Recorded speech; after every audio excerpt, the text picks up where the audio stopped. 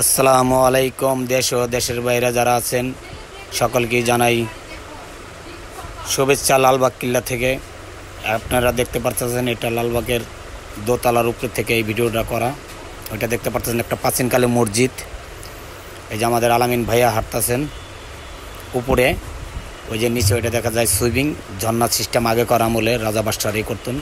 ওইটা একটা ডিজাইন ফুল গাছের দিয়ে এখানে অনেকই ছিল, এখন নাই, কালে এগুলো বিল্ডিং হয়ে গেছেন, এগুলো আশেপাশে বাড়ি ঘর হয়ে গেছেন। আগে তো রাজা বাদশার যুগে আশেপাশে খালি ছিল, এখন আস্তে আস্তে ঘনবসতি হয়ে গেছেন।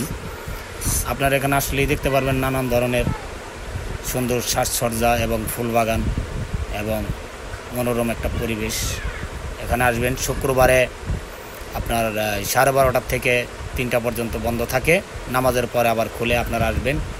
হ্যাঁ, এটা আপনার ওই সময় রাজা বাদশাহদের আপনার নিচে এই জায়গাটা হাতি বান্ধা থাকতো, রাজারা হাতি করতো। আর ওইটা ওই যে চারপাশে যে ওয়াল করা দেখতেছেন, এখানে প্রহরীরা এই রাজপ্রাসাদের চতুর্থ সাইড দিয়ে এরকমভাবে পাহারা থাকতো প্রহরীরা। এটা একটা তাল গাছ, এটা এই সময় হয়েছে।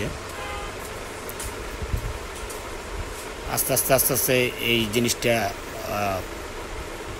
নষ্ট হয়ে যেতেছেন অবহেলিতভাবে।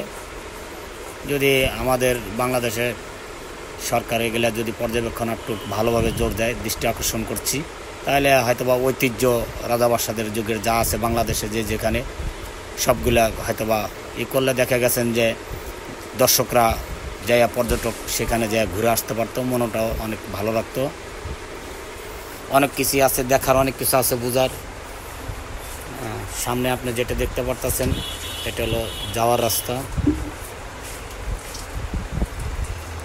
অনেক মানুষ আসছেন ঘোরার জন্য আমাদের মতো আরও।